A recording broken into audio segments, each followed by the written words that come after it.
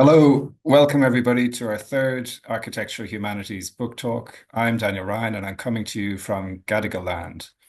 I firstly wish to recognise and pay respect to the elders and communities, past, present and future, of the lands on which our event takes place. For thousands of years, the elders and communities have shared and exchanged their knowledge for the benefit of all. Well, we're thrilled to have John Macarthur join us today to talk about his new book, Is Architecture Art? An Introduction to the Aesthetics of Architecture, published by Bloomsbury.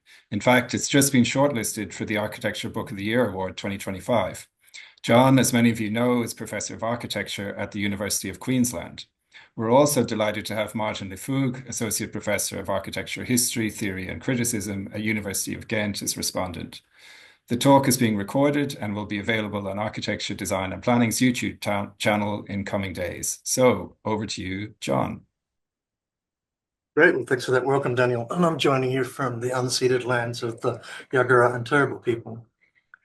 Look, I thought I might just start with a bit of a chat about my motivations in writing the book and where it came from, and then I'll get into the content of the book as we go along. So,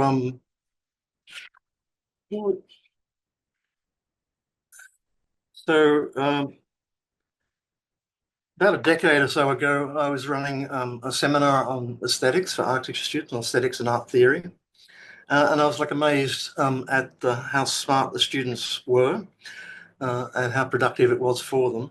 You know, I had students who could produce a very lucid précis of Kant's Analytic of the Beautiful, Anneliese Varghese, if she's listening, and who could undo quite simplistic accounts of functionalism using some of these kind of like tools. Other people who could take Hume's essay on the standard of taste and use it to analyse the blogosphere, how the blogosphere dealt with brutalism. Hello, Hamish, if you're listening. So I thought, on the whole, I thought it was a very productive seminar, and that gave students a kind of language to talk about issues that they faced in the studio as they dealt with some formal issues in architecture. But there was also an issue that one of the students wanted to know why they couldn't read Roger Scruton. So Roger Scruton, as you may know, has written the only substantial single volume work on the architecture of aesthetics of architecture. And it's a very powerful and important book, and one that I strongly disagree with. But it's difficult to explain to the student why they should listen to me rather than to read Roger Scruton. That made me realise that, in my view, that there wasn't sort of like a usable book that I could send to these students. If I thought a bit further, there wasn't a usable book I could send anyone really to, my colleagues included.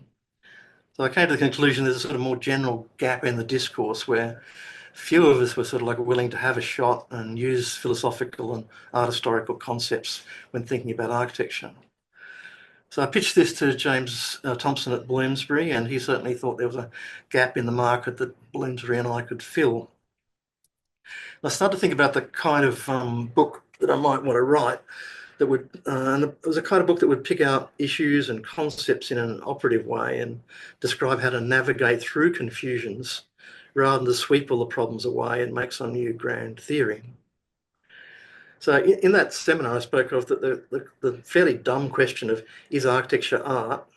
Very hackneyed question, was nevertheless a great way to get to the sites where the concepts of art and architecture and aesthetics all seem to overlap and be enmeshed in particular historical kind of circumstance. So from that point, I thought about how to go ahead with this and decided it'd be fun to have some colleagues. So if I applied for and got an ARC grant with this gang here. I was joined there by Ashley Payne and Susan Holden from UQ, from Walter Davids from Ghent, and our PhD students, Juan, Rosemary and Anneliese. And there we are in Antwerp, playing around with some art installations. We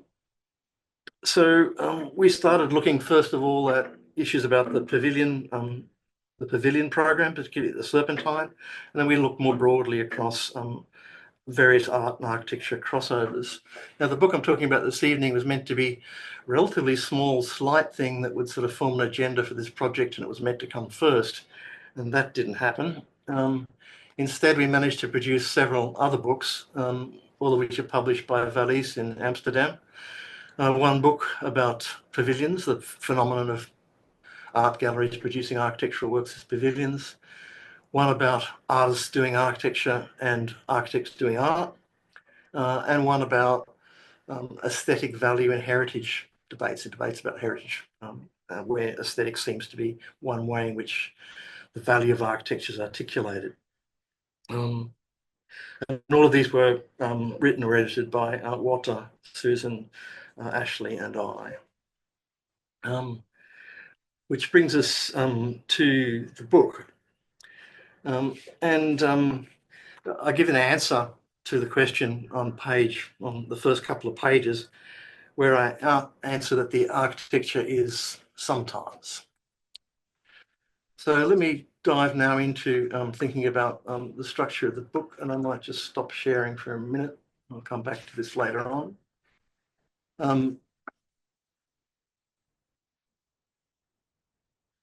Screen's going crazy here. So is architecture art? It's a hackneyed yet useful question. In the first pages, I answer the question sometimes, which sounds like a hopeless answer, but I argue that strongly that this is the case and the merits of thinking about it in this way. By looking at some of the times and places that architecture is said to be in art, can reveal a gamut of concepts for thinking about architecture as engaging aesthetic sensibilities. Now, the book covers much what would be expected in aesthetics of architecture. So there are arguments about sensory experience, there are arguments about the disciplinary basis, a kind of disciplinary nominalism by which you might think about architecture. There are questions about the ontology or the kind of being of architectural works, and the morphology or part to whole relationship of architectural works.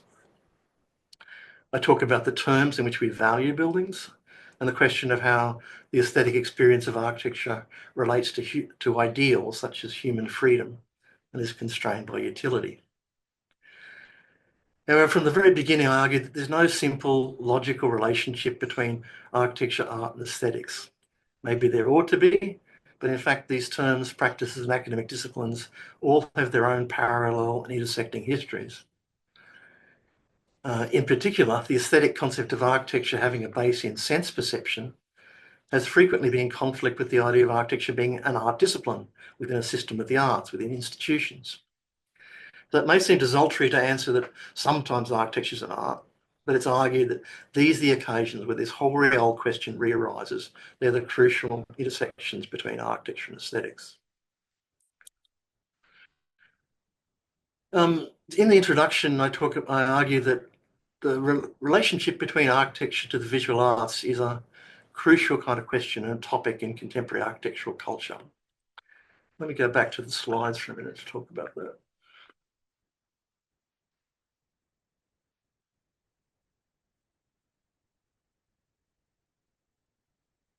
So I'll just go through some of the examples that I use in the book. I mean, the book's largely about ideas and concepts. In fact, at one point, I argued with James that I wanted the book to be unillustrated, and he persuaded me that no architect would buy it if it was. So I then started to think about it in terms of examples, and I ended up using quite a few. Did anyone pick the book cover? I think it's Mies van der Rohe. This is, in fact, a project that Maarten knows well because he's written about it. It's a project by Robrecht and Dam. It's a one-to-one model of an unbuilt project by Mies van der Rohe, which they reconstructed using only the fragmentary documentation of the incomplete project, building only the walls and things that were showing. So it's a very interesting example, I think, of what's effectively an art installation, indistinguishable in any material sense from installation art, and yet what it is, it's a representation of a crucial moment in architectural history that raises a lot of interesting kind of questions. We're very interested in the crossover art and architecture of artists who produce architectural buildings, and there are many of them, but equally the way in which contemporary architects seem so much interested in the art of the later 20th century in particular. Not so much contemporary art of our century, but of this particular period. So if we look, say, at Su Fujimoto's Serpentine Pavilion, it's clearly a quotation of Sol LeWitt. So in what sense, what way does the history of art and the history of late 20th century art become so much material for architects to work with? We're also interested in artists who kind of make architecture, and here's an example. This is Jorge Prado. in his inimitable way, producing haute couture of and in interior design. So here's a display of two bathrooms. There's a sort of red colorway and a sort of blue colorway. Each of them contain bathroom fixtures and his sort of signature lights. And they're exhibited in the gallery. You could go into them, the water ran and so on. If you see across the back wall there, you can see a grey line. That's actually a pipe, and I asked the gallery and they confirmed that it's actually connected to the Berlin sewer and the toilet's actually sort of flushed. So here we are, I wonder whether Pardo is picking up on a famous quotation by Gordon Matterclark that what distinguishes architecture from sculpture is plumbing. So here we have a sort of like absolute sort of degree zero of how you might define architecture and the visual arts and what the boundaries you might find between them. We could think about buildings like this one, or more like events like this one, which is the fragment of Robin Hood Gardens by the Smithson, which was exhibited at the Venice Biennale. So how is it a building like this, which is the epitome of the performance, the provision of sort of social justice in housing in the early 1970s, how does it become an artifact in the collection of the V&A? And I don't only deal with entirely sort of exhibition kind of practices, but I also am quite fascinated by this house by Rui Nishizawa called Garden and House, and some of the blending it does of concepts of art and architecture. So it's this plethora, I think, of kinds of work which are at the margins of architectural practice, which justify the project as a whole. So if we go on to look at the chapter structure, I make this kind of argument in the first section about architecture being art or an art. We can see something that's in that locution. If we ask, is architecture art? We're assuming that there is art in general, art as such, and that cinema, architecture, painting, and so on are all forms of this one possibility called art. If we ask, is architecture an art? We're kind of assuming that cinema, dance, painting, sculpture, and so on are a set of practices which come together in some sort of complementary fashion, give us an idea about art. Now, one of these directions takes us toward arguments about aesthetics. If there is art, is an art as such, what's the basis of it? How do we think about that? What are the criteria by which different cultural practices get to be called art or not be called art? If, on the other hand, we think that architecture is what it is because its own history since the Renaissance, a history which is different to that of painting or sculpture, then we're thinking about architecture in disciplinary or institutional forms as an art discipline. And if that's the case, then questions of aesthetics really only happen at the end. We think about, we judge buildings in terms of how coherently they exercise fundamental disciplinary questions. And if we're happy with them and we receive them pleasurably at the end, then I guess it's a matter of that those ideas that architects have employed are in some way or other true, that our aesthetic experience of buildings is really like the proof of the pudding. In the following chapters, I lay out this kind of these different directions. In chapter 2, I argue how far can you go thinking about architecture from an aesthetic point of view and consider the idea that there is some particular relationship to our experience of the world, sensory experience of the world in space. How far can we push that analogy before we sort of reach some sort of fundamental kind of issues? In the third chapter, I go in the opposite direction and say, okay, well, if we just say that aesthetics is really what happens at the end, how we judge what architecture is, then we can think of architecture in a purely disciplinary form as something that defines its own problems, develops its own problematics that are generated in one generation, passed on to another generation of architects, becoming obsolete perhaps as technology or social forms change. And as a practice which has its own medium in building or in fact, ideas about architecture, a history of ideas about architecture, which becomes so much material for architects to work with. In the fourth chapter, The Work of Architecture, I put the question the other way around. Rather than thinking about whether architecture is an art or is art, think about, well, what is the thing that architects make?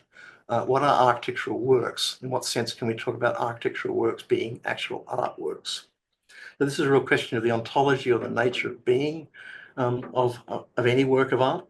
How do we distinguish any artificed object differently to a mundane, to a natural object, and how do we decide that some of them are or aren't art?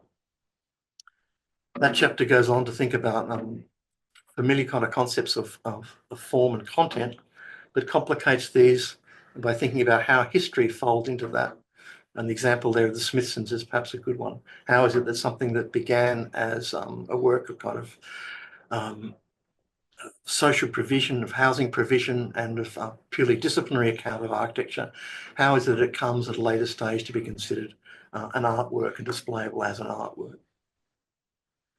The fifth chapter runs through the kinds of terms in which we appreciate architecture and give it some appreciation. They're listed there: beauty, natural beauty and the sublime, the picturesque, which is a favourite topic of mine, going on to ugliness, difficulty, the idea of the critical and the creative. I've recently started to do some more work on the second topic there, beauty on the attack. Susan Holden and I are doing some stuff about the culture wars use of the term beautiful at the moment, and there's a section about that in the book. The last chapter, Freedom and Utility, looks at the question of aesthetic education and the idea in liberal political theory that somehow or other our experience of art gives us a model of what the experience of liberty would be. So liberty, political liberty may not exist, or it may exist in an impoverished way in the world around us, and yet in the experience of art we can somehow experience this pure liberty, and it can be a way of orienting us toward the political world. So in that chapter I go through this sort of liberalist claim and talk particularly about how this underlies lots of the proceduralist accounts of architecture in the late 20th century, the idea that architectural design is a matter of working with a set of proceduralist kind of constraints, which are the kind of model of what it is to be a political subject under constitutional liberal democracy. I argue that there is no single freedom that unifies the freedom we experience as political subjects or wish to, and the freedom that the architect might experience in making architectural work. And I argue against that. And this comes back to thinking about functionality. So the famous idea that architecture is not truly free or truly autonomous because it's overdetermined by utility and function comes a little bit unstuck if you have a more complex account of what that freedom might be. So at the end of the book, I'm really talking about art and architectural works that really revolve around not so much utility per se, but the representation of utility and playing out what a use function would be within an architectural work. And there are a few things I say at the end that Maarten might like to ask me about. So that's probably done my 15 minutes there. So Yeah, thanks so much, John. We might hand over to Maarten Liefooghe to respond and have a bit of discussion. Perfect. Thank you so much for inviting me, and John for offering me the occasion to read your book and react to it. To start with, I think the book is a generous tour de force. I very much enjoyed reading it, and there was a couple of pleasures, perhaps, to start with. First, there was a pleasure in being guided and offered productive conceptual structures, and at the same time always mixed with problematizing approaches. And to start with, your construction of, if I could say it a bit reductively, the triangle of art, and always arts in the plural, architecture and aesthetics, but also a table of content, as you just discussed, that does not try to solve the problem of answering this question, but quite rather multiplying this problem productively. Perhaps I'm making it sound as if the book is a theory book right now, which of course it is, but it's much more, because we would not be able to understand the terms and the problems contained in this question is architecture art without historicizing aesthetics and its categories, or the disciplines, media, and professions of art and of architecture? And that's a clear point throughout the book, and of which you don't just make the point, but also demonstrate the necessity. I enjoyed also the moments when you discussed specific, for now I'll say, artifacts and situations. I felt these were not just moments to balance the abstraction of philosophers and their concepts like Kant, Rancière, theorists like Rowe or Tafuri, but also experience them as you performing receptions, moving between aesthetic appreciations and historically informed, more disciplinary readings. And this moving between the two you do reflexively, of course. For instance, Ryu Nishizawa's Garden and House building in Tokyo, one of the richest discussions in the book, I feel. Also discussing pieces of architecture like the Robin Hood Gardens fragment you showed as it was exposed in the Venice Architecture Biennale. Works of Jorge Pardo we've seen in the Berlin Art Gallery, or situations like the juxtaposition of Atelier van Lieshout's AVL franchise unit, a piece in the collection of the Sculpture Park in Antwerp, which you describe as appearing next to an infrastructure, a sculpture storage building designed by Stefan Behl in a minimalist idiom. So this situations productively question indeed all these fixed assumptions about the relation between art and architecture, or their position.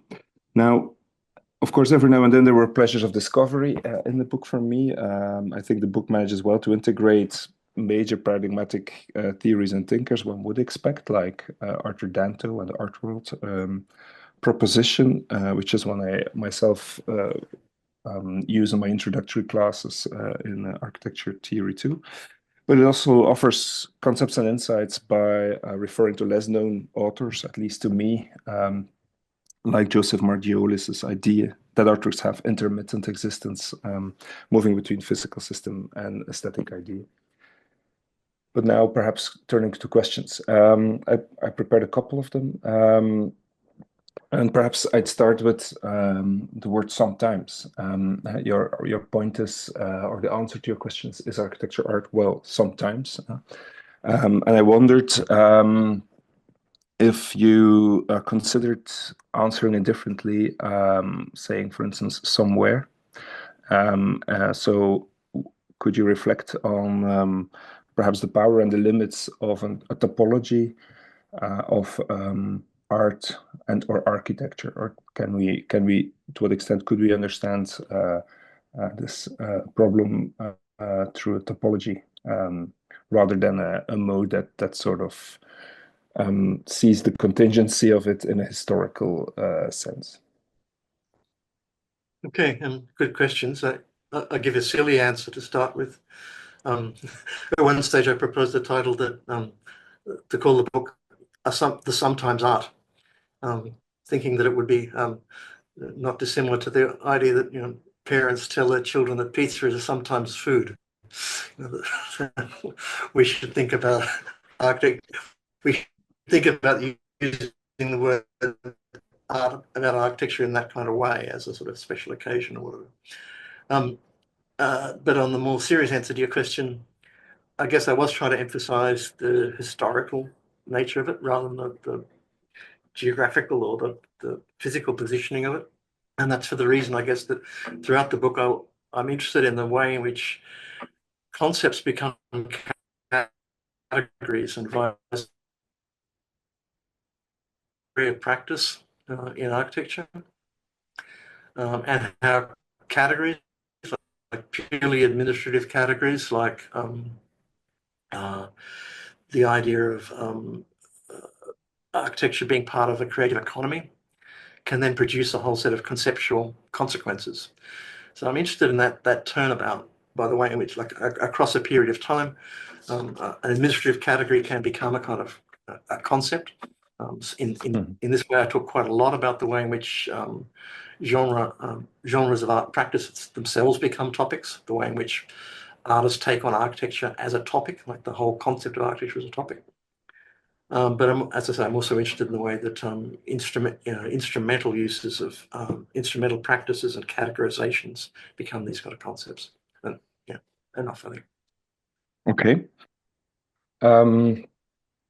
Now, my second question has to do with history and theory. And in your afterward, you seem to recast this book, this introduction to the aesthetics of architecture, as a book of history and theory of architecture. Then one being that goes against the current and starts from theory this time, not from history. But I wonder if you're familiar with Joan Ockman's essay from a few years ago, the essay Slashed, published in Eflux Architecture, in which she takes issue with the way history/theory has given way to what she observes as research/curation in architecture programs, so in architecture academia in the US. And this sort of this statement or observation is one that stuck with me and gives much pause. And related to this, a few years ago, Sylvia Lavin, so in 2014, also put the terms research and curation together on the table in her Art Forum review of 2014, reviewing the Venice Architecture Biennale that Rem Koolhaas had curated. And Levin, if I remember correctly, argued that this Architecture Biennale had become one work of art by the architect, artist, curator, author, Rem Koolhaas, who was practicing, she said, the medium that she observed as an artistic medium, the medium of research.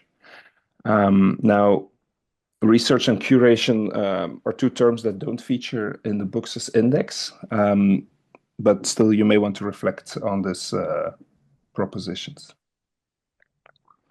I think it's fascinating. It's a very good insight. And no, I hadn't come across those particular works or the ideas, but I think yeah, they're strong ones. I guess in the afterword of the book that you're referring to, I was expressing a bit of kind of nostalgia, I guess, for when I first started studying architecture as an undergraduate student, when there was a great kind of hope for things like design theory. We were taught sort of design theory. We had smatterings of social science. I spent a lot of time studying semiotics in the French department. And there was this idea that, we could, as architects, we could find these useful tools and like apply them to the world. So I was interested, so some nostalgia, I guess, for that sort of bricoleur's approach to theory. And I guess that's what the book as a whole is, sort of bricoleur's approach to aesthetics and art theory. It's not comprehensive on either of those things, it couldn't be. And I guess I was contrasting that to, the several generations now of people who are trained in history and theory of architecture. And theories become more and more historiography, become more and more theories, more and more the story of what people believed and back then and how it caused them to practice in a certain kind of way. And I wondered if it's not time to start thinking about it in the other direction, to think about theory as something we should put in practice. We should think about theory as something, as a theory of actions. Now, of course, I don't want to go back to an entirely positivist world where we have sort of matrices that tell us how to design things. As the book should be clear, I think all these things have to be placed fundamentally and in a historicized way. But yeah, I still think it's time for us to start thinking about making concepts into tools and directly relating the way we think in the history and theory of architecture to the studio and to practice, to things like issues of taste in the environment, in the built environment as a whole. Mm-hmm. So Yeah. and yeah, we're in second edition. I'm going to steal these ideas of yours and add something about research as a form of practice. I think it's a very interesting idea. Okay. I'm just going to jump in there, and thanks so much, Maarten, because we're almost up to the half hour. But I just want to add, there was one question there in the chat, and I just thought it's useful just Sure. as we've got a large crowd of people here, there was one question there. So I might just put it to John, and perhaps after the answer, we'll call it to close. But The question from Jay is, have you found a trend for a particular type of architecture to be more likely to be art, whether that's a type of building, style of architecture, or an era of design? Okay. Interesting because no, not really, because I'm really trying to consider the whole way in which we can, in certain lights, think about every architectural work as potentially being a work of art. But yes, in a more precise way, that a lot of this project started by looking at the serpentine pavilions and the phenomenon of pavilion building that's occurred around the world, which sort of like brings this question out. And in that case, it's pretty clear that if you want to exhibit architecture as an art in a visual arts institution, then it has to look very much like installation art. It has to make references to art history, but at a certain point, it has to like maintain a difference in disciplinary structure from the visual arts. So one of the examples I talk about in the book is that Fujimoto's cloud, the one that refers to Sol LeWitt, is this quite elegant, beautiful kind of thing. It functions really badly so that you can tell that it's art and not architecture because it doesn't provide any weather protection. It's very uncomfortable to sit on. But all the same, it's nice. It's a pleasurable kind of thing. People can interact with it easily. Whereas when I went there, this exhibition it was on at the same time or immediately afterwards was the Chapman brothers who produced sort of nightmarish visions of hell that are about Nazis, sexual violence and death, that are images of, Hieronymus Bosch and Salvador Dali and so on. Now, to understand what the Chapmans are doing, you really have to have quite a lot of competence in art history to understand that they're not just being completely puerile, that they're actually talking about a whole history of visual arts. At the same time, it's deliberately unlikable and confronting at an effective level. Whereas the architecture pavilions they look like art, they look like a traditional idea of art, of a kind of art that you can enjoy, but they still have this sort of moment of distinction where they're rubbing up against contemporary art practice. They're unlike most contemporary art practice in that they still reward a quite old idea of the aesthetic as being pleasurable. So that would be my more complicated answer. It's right at the margins of the question you're asking, which is like how to think about buildings in general as being artistic. But that's what interests me, that sort of frisson by which architecture and the visual arts seem to get closer and closer. And the closer they get, the finer the differences have to be, and the more those differences rub up against one another. Thanks so much, John. Thanks so much as well, Martin, for some great and very thoughtful responses. And thanks also for you all for joining us and for your question. Do join us in a month's time on 15th of May when Fernando Luis Lara will join us to talk about his new book, Spatial Theories of the Americas. And this recording will be on YouTube in about a week, and I've put a link in the chat as well if people would like to get the book too, as it's a fantastic book. Thank you all. Thanks.